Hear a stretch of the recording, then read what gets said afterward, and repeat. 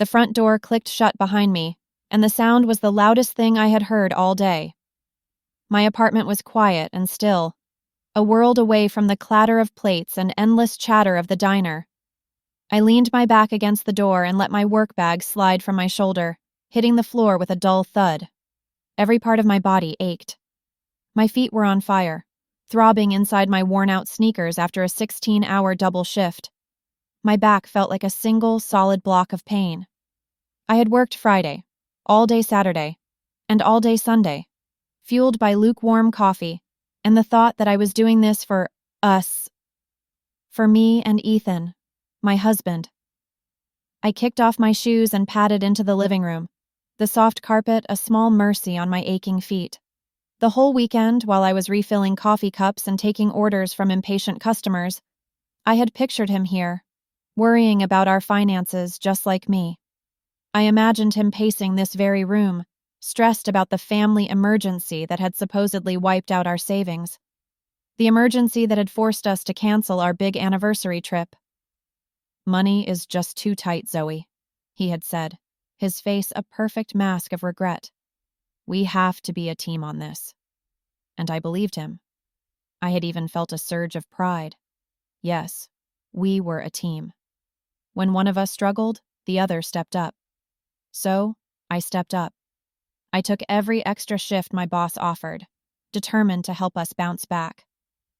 I was so focused on being a good wife, a supportive partner, that I didn't let myself feel the sting of our canceled dream. The beach, the sun, the celebration, it could all wait. Our life together was more important. I collapsed onto the couch, my body sinking into the cushions with a grateful sigh. My phone felt heavy in my hand as I pulled it from my pocket. I just wanted a minute of mindless scrolling, a small escape before I had to peel myself up to take a shower. I opened up social media, my thumb moving lazily over pictures of friends' pets and weekend barbecues. Then, my thumb stopped. A new post from my sister-in-law, Chloe, had just appeared at the top of my feed. The picture was bright and cheerful, a stark contrast to the dim light of my apartment. It was a large group of people gathered around a long, polished wooden table in what looked like a very expensive restaurant. Through the huge glass windows behind them, a perfect blue ocean stretched out to the horizon. My heart gave a strange little flutter. I recognized Chloe, of course, and Ethan's parents and his cousins. They were all there, smiling, their faces glowing with happiness. And there, right in the middle of them all, was my husband, Ethan. He was holding up a glass, his head tilted back in a laugh so full of joy it seemed to radiate right out of the screen. He looked relaxed, happy, and completely carefree. He looked like a man on vacation. My mind struggled to make sense of it. Maybe it was an old photo, a memory from a past trip. But the caption, written in Chloe's bubbly script, told a different story. "The best family trip ever. So glad we could all make it." My breath caught in my throat. I read the words again, and again. The best family trip ever. The words echoed in the silent room. I zoomed in on the picture, my fingers trembling slightly. Ethan was wearing the new shirt I had bought him for our anniversary, the one he was supposed to wear to dinner with me at the resort we had booked. The cold realization washed over me, starting in my stomach and spreading through my veins like ice. The trip wasn't canceled. The family emergency wasn't real. The tight money was a lie. It was all a lie. They had gone without me. The exhaustion I had felt moments before vanished, replaced by a sharp, piercing clarity. I looked from the phone screen to my own reflection in the dark window. My hair was a mess, my face was pale, and I could still smell the greasy diner food on my clothes. I had sacrificed my weekend, my energy, my peace of mind, all for a lie. I thought we were struggling together, but we weren't. He was celebrating with his family, and I was the only one left behind. The trip wasn't canceled. I was. 6 months ago, my world wasn't this silent gray apartment. It was vibrant, painted in the bright, hopeful colors of the future Ethan and I were building together. Our 3rd anniversary was on the horizon, a milestone that felt significant, and we wanted to mark it with something more than just a fancy dinner. We wanted an adventure. We wanted a memory etched in sunshine and salt water. "Imagine, Zoe," Ethan would whisper to me at night, his voice warm against my ear as we lay in bed. 2 weeks with nothing but sand, sun, and us. No work, no stress, just us. That whisper sparked a fire in me. The idea took root and blossomed into a beautiful, all-consuming project. I became a woman possessed by wanderlust. My work breaks were spent on travel blogs, my evenings dedicated to planning. My laptop became a shrine to our future happiness. I created a spreadsheet with color-coded tabs for budgets, potential hotels, and flight comparisons. I bookmarked restaurants with sunset views and read reviews for local snorkeling tours. I even found a tiny, family-owned bakery that was famous for its coconut cream pie, and I could already taste it, sweet and cool on my tongue. Each discovery felt like a small victory. "Ethan, look at this place," I'd call out, spinning my laptop around to show him a picture of a hotel with an infinity pool that seemed to melt into the ocean. He would walk over and wrap his arms around me from behind, resting his chin on my shoulder to look at the screen. "Wow, honey, that's beautiful," he'd say, his warm breath on my neck. "Whatever makes you happy, Zoe. You're so good at this." His approval was the only validation I needed. His easygoing nature was the perfect balance to my meticulous planning. I was the architect of our dream, and he was the happy resident, ready and willing to live in it. Looking back now, the warning signs were there, but they were as faint as whispers in a storm. They were so easy to miss, so simple to explain away.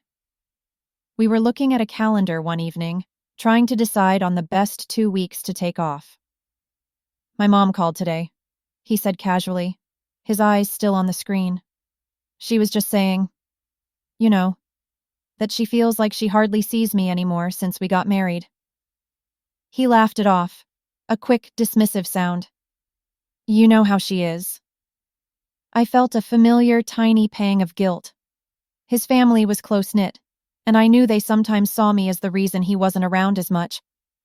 I just squeezed his hand. "We'll have them all over for a big dinner as soon as we get back," I promised, eager to be the accommodating wife. "It'll be fun." He agreed, and the moment passed. A few weeks later, another flag, this one a pale shade of red.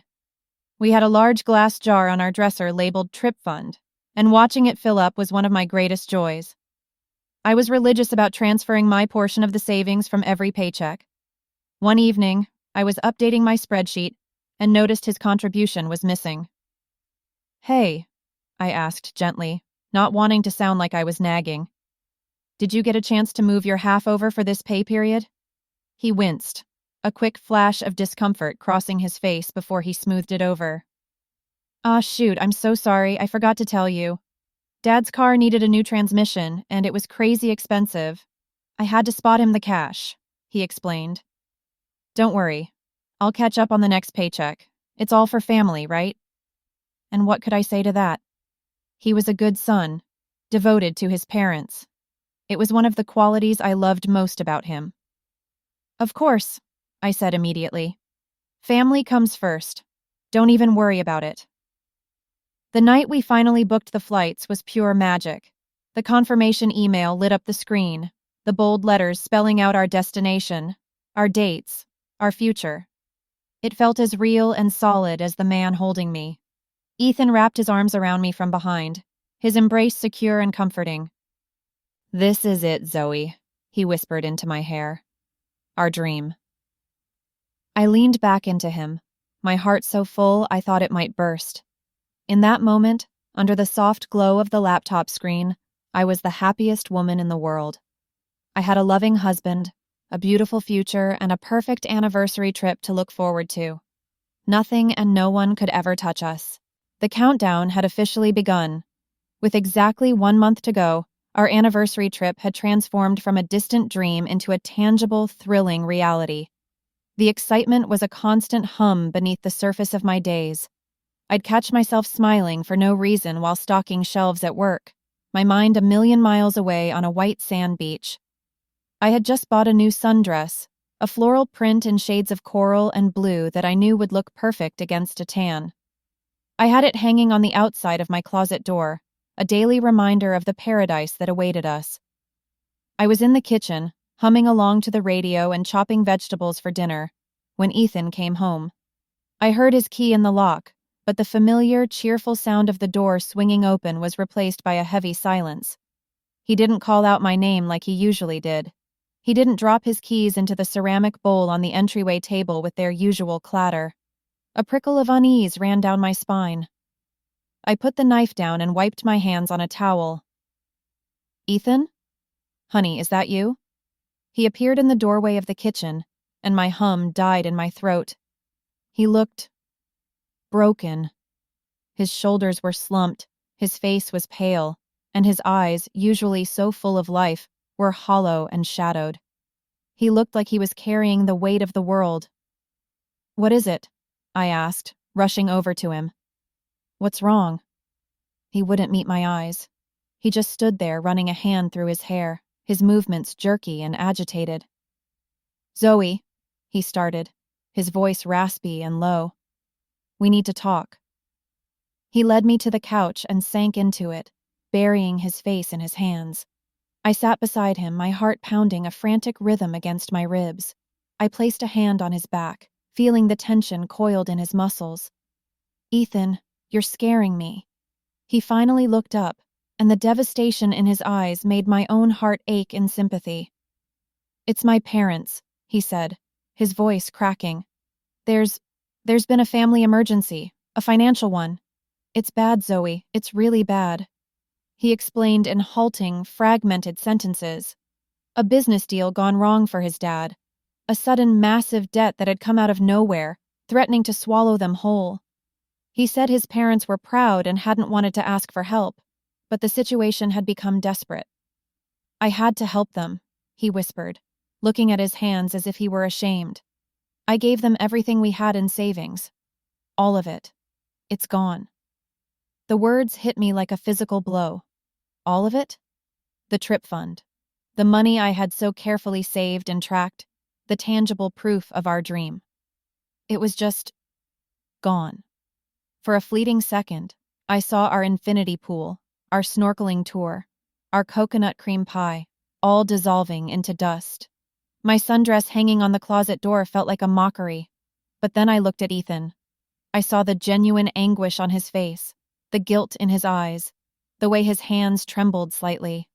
My disappointment evaporated, replaced by a wave of fierce, protective love. This wasn't about a vacation. This was about family. This was about my husband, the man I loved, who was clearly in pain. "Hey," I said softly, taking his hands in mine. "Look at me." He slowly raised his eyes to meet mine. "We're a team," I said, squeezing his hands tightly. "Your family is my family. You did the right thing." A single tear escaped his eye and rolled down his cheek. "But the trip, Zoe, our anniversary? I'm so sorry. There's no way. Money is just too tight." "Shh," I whispered, pulling him into a hug. "Don't you worry about that. The trip doesn't matter. We can go anytime. We'll get through this together." Later that night, I was the one who sat at the laptop, my heart heavy as I clicked the cancel buttons on our flights and hotel reservations. The non-refundable deposits vanished from our accounts, a painful digital confirmation of our loss. But as I did it, I felt a sense of purpose. This was a setback, not a defeat. I walked back into the bedroom where Ethan was already asleep, his face still etched with worry. I knew what I had to do. The next morning, I would call my boss and tell her I was available for every single extra shift she could give me. We were in a hole, and I would be the one to help us climb out.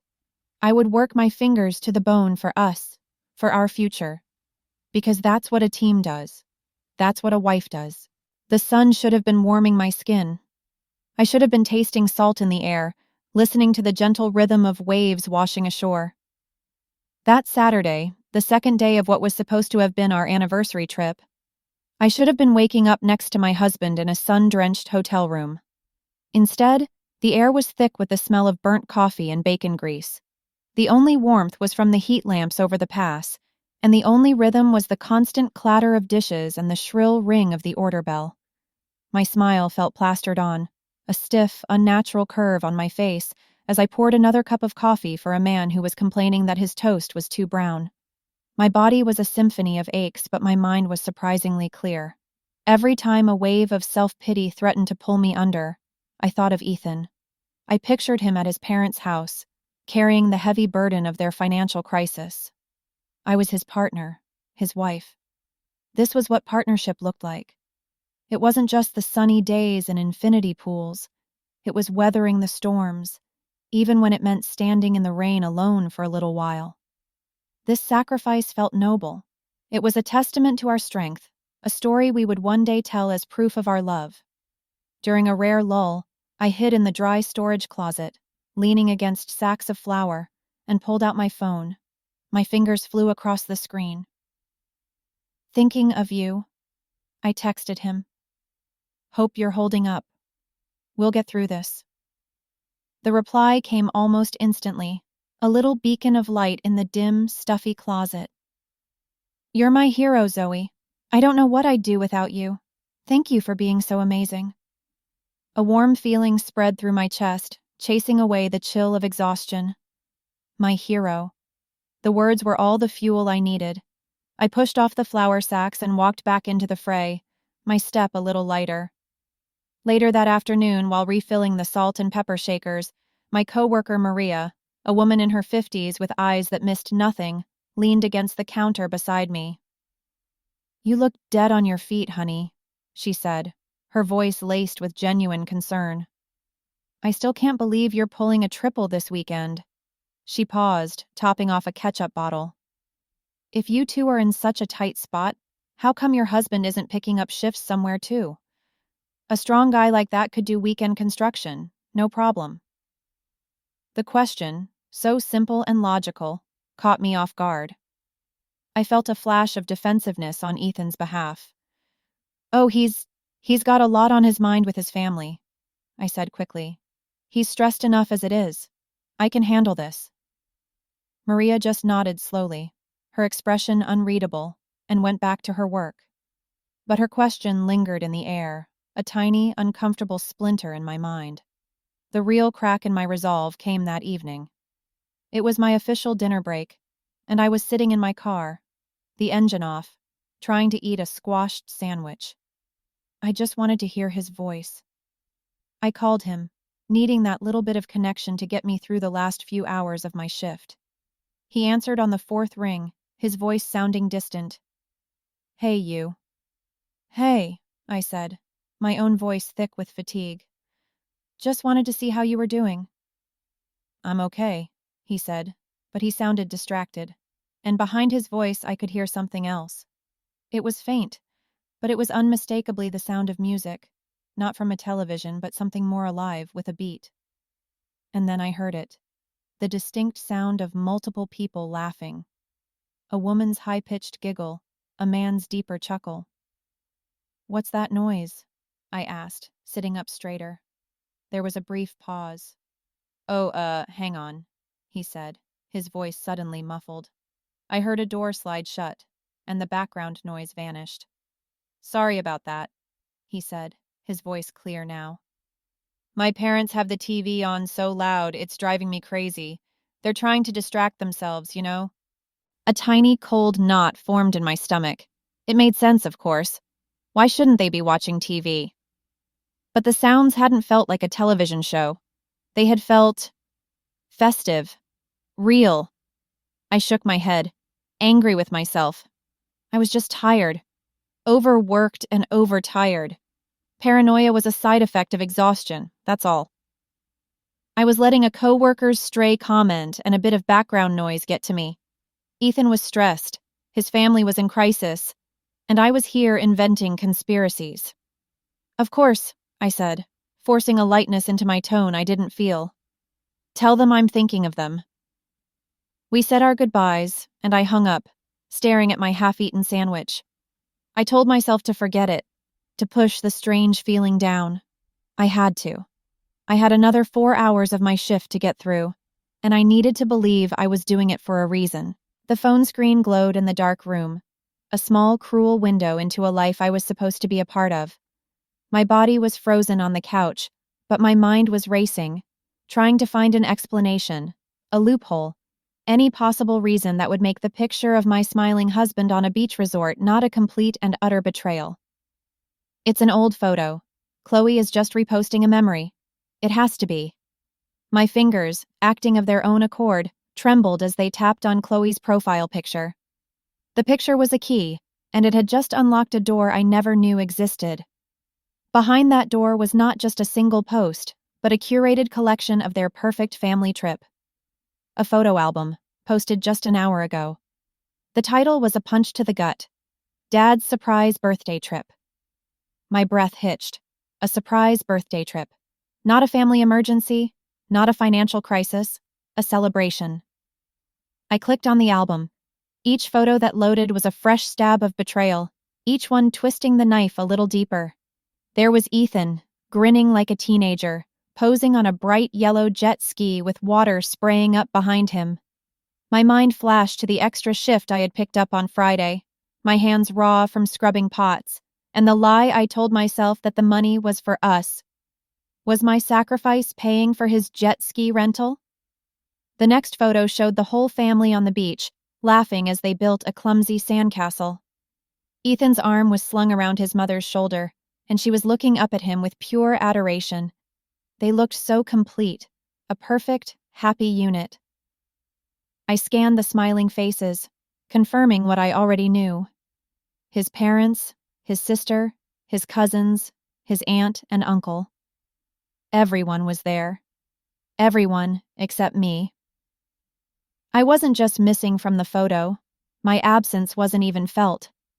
I was an outsider, so thoroughly excluded that the picture was perfectly balanced without me. Then, I saw the video.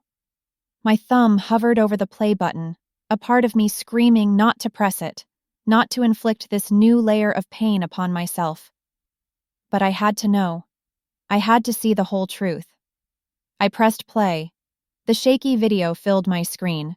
The whole family was gathered around a table laden with food, a large birthday cake with lit candles in the center. They were singing Happy Birthday to Ethan's father, their voices loud and joyous. And there was my husband, his voice the loudest of all, clapping and cheering as his dad blew out the candles. He looked happier than I had seen him in months. He looked free. The sound of their celebration echoed in my silent, empty apartment. The pain was no longer a dull ache. It was sharp and physical, a crushing weight on my chest that made it hard to breathe. The lie was so much bigger than I had imagined. He hadn't just lied about a trip. He had invented a crisis. He had watched me run myself into the ground, offering me empty words of thanks while he was living out the very dream he had stolen from me. My sacrifice hadn't been for us. It had been for them. The urge to call him, to scream, to unleash the hurricane of hurt and rage swirling inside me was a fire in my chest. I wanted to hear him stammer and lie, to force him to confront the wreckage he had made of my trust. But as I sat there in the darkness, the glow of his happy, deceitful face illuminating my own tear-streaked one, a colder, calmer thought settled over me. A screaming phone call would give him an advantage. It would give him time to invent more lies, to twist the story, to maybe even make me feel like I was the crazy one for being upset. No, I would not give him that. I turned the phone over and placed it face down on the cushion beside me, plunging the room back into darkness. I would not call. I would not text. I would let him finish his perfect family vacation. I would let him soak up the sun and enjoy their laughter. And then I would let him come home, back to the quiet apartment and the loving, supportive wife he thought was waiting for him. I would let him walk right back into the life he had so casually betrayed. I would wait. The game wasn't over. He just didn't know that I was about to learn all the rules, and this time, I would be the one in control.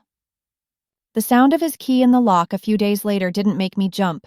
It didn't make my heart pound or my stomach clench. It was just a sound, a simple mechanical noise signaling the return of a man I no longer knew. I had spent the last few days in a strange, hollowed-out state of calm. The fiery rage and the gut-wrenching pain had burned themselves out, leaving behind a quiet, cold landscape inside me. I had replayed the images from Chloe's album in my mind, until they lost their power to hurt me and became simple, undeniable facts. He walked in, dropping his bag by the door. He was tan. That was the first thing I noticed. A healthy, golden glow that you can only get from days spent under a real sun, not the fluorescent lights of a diner. He looked rested, relaxed, and utterly unaware that he was walking into the graveyard of our marriage. "Zoe," he said, his voice soft and full of manufactured emotion. He crossed the room and wrapped his arms around me. I didn't hug him back. I just stood there, still and silent, a statue in his embrace. He didn't seem to notice. He pulled away, his hands on my shoulders, and looked into my eyes. "God, I missed you," he said. "It was such a hard week." I looked at his face, at the faint tan lines around his eyes from sunglasses, and felt nothing. No anger, no pain, just a profound, bottomless sense of detachment. It was like watching a movie starring a very bad actor. "I'm sure it was," I said, my voice flat. For the next week, I became a ghost in my own home. I played the part of the tired, hard-working wife, but it was a role devoid of all feeling. When he talked about how worried his parents still were, I would nod. When he complained about how stressful it had all been, I would make a non-committal sound of agreement. He filled the silence between us with his lies, oblivious to the fact that my silence was no longer supportive. It was an abyss. He mistook my numbness for fatigue, my distance for preoccupation. He saw only what he wanted to see, the dutiful wife who had held down the fort while he dealt with his noble family burdens. The apartment, once our shared sanctuary, now felt like a stage. Every evening was a new performance. I would cook dinner, and we would eat in a silence he found comfortable, and I found deafening. He was so wrapped up in the success of his deception that he couldn't see the woman sitting across from him was a stranger.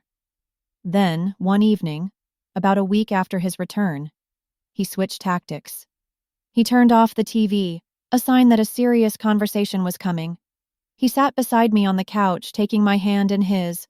His palm was warm and dry. Mine was cold. He adopted the same expression he had worn the night he told me they had to cancel the trip, a carefully crafted mask of concern and vulnerability. It was his, "I'm in trouble, and you're my only hope" face. Seeing it again didn't hurt. It was simply interesting. "Zoe," he began, his voice low and serious. "I have to ask you something, and I feel terrible about it, especially after everything we've just been through." I waited, my eyes fixed on his face. "My car. The transmission went this morning. Just completely gave out on my way to work," he said, shaking his head in disbelief. "I took it to the shop, and they just called me with the estimate." He paused for dramatic effect, squeezing my hand. "It's $2,800. He let out a long, frustrated sigh. "I'm completely tapped out from helping my parents. I have no idea how I'm going to pay for it, and I need the car to get to work." He finally looked at me, his eyes pleading. "I have no one else to turn to. I was wondering, I know it's a lot to ask, but could you possibly lend me the money?" He held my gaze, waiting for my answer. He was expecting me to say, "Of course, Ethan, we're a team." He was expecting me to dip into my personal savings, the money I had kept separate from our joint accounts, and rescue him once again. And in that moment, as I looked at his tanned, earnest lying face, the last fragile thread of the woman who had loved him snapped. The numbness finally cracked, not with pain, but with a surge of ice-cold power. The sheer, breathtaking audacity of his request was the final gift he would ever give me. It was the gift of clarity. The game was over. He had just made his final move. And now, it was my turn. I let the silence hang in the air between us, stretching it until it became taut and uncomfortable. Ethan's pleading expression began to waver, a flicker of uncertainty crossing his face. He was used to my immediate reassurance, my instant willingness to solve our problems. This quiet, unreadable stillness was not part of his script. He squeezed my hand again, a nervous gesture. "I'll pay you back, Zoe, I swear," he added quickly. "Every single penny, as soon as I'm back on my feet." I slowly pulled my hand from his. I didn't look at him. Instead, I looked down at my own hands, the ones that had ached from carrying heavy trays, the ones that had meticulously typed in credit card numbers to book a dream he had no intention of sharing with me. I thought of the $2,800 he was asking for. It was a staggering sum, a number that represented months of my hard work and sacrifice. When I finally looked up, my gaze was steady and clear. There were no tears clouding my vision, no anger tightening my jaw. There was only a profound, chilling calm. "Ask your family," I said. The 3 words were spoken softly, but they landed in the quiet room with the force of a physical blow. Confusion washed over Ethan's face, erasing his carefully practiced look of distress. "What?" he stammered, a small, nervous laugh escaping his lips. "What are you talking about? They're the ones in trouble, remember?" "Are they?" I asked, my voice remaining level. I didn't need to raise my voice. I didn't need to scream or cry. The truth was my weapon, and I wielded it with surgical precision. I reached for my phone on the coffee table, my movements slow and deliberate. I unlocked the screen, navigated to Chloe's social media page, and tapped on the album titled Dad's Surprise Birthday Trip. I held the phone out to him. He didn't take it. He just stared at the screen, at the bright, happy picture of him on a jet ski, his face a mask of pure joy. I watched the blood drain from his face. I saw the exact moment the truth hit him.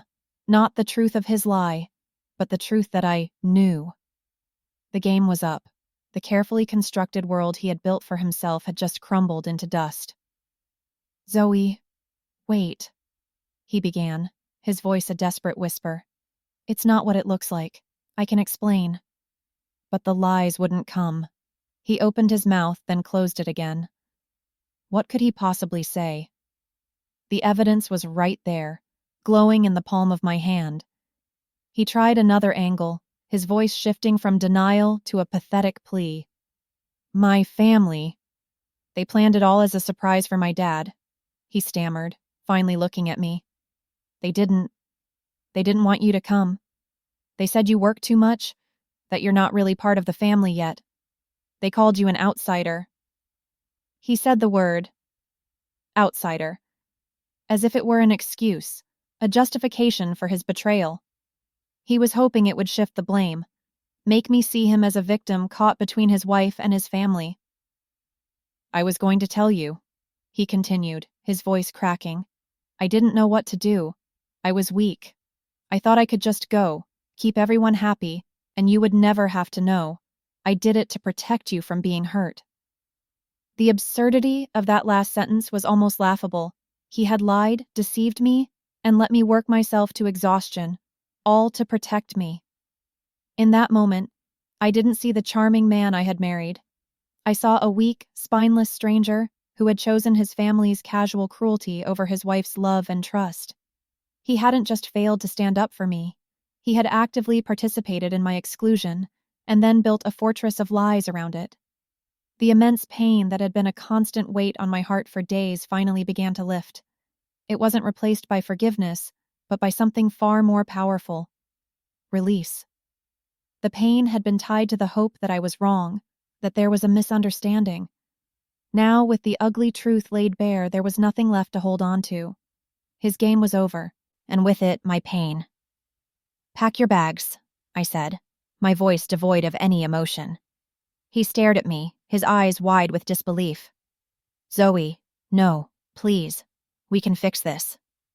"There is no we," I stated, standing up. "There is you, and there is your family. You made your choice. Now go be with them." I walked into our bedroom, the room where we had once whispered our dreams to each other in the dark, and I closed the door. I didn't listen to his pleas or his pathetic excuses. I just stood there, breathing in the quiet air of my newfound freedom. The story wasn't ending with the sorrow of a broken heart. It was ending with the quiet, steady dawn of my own life, a life where I would never again be an outsider.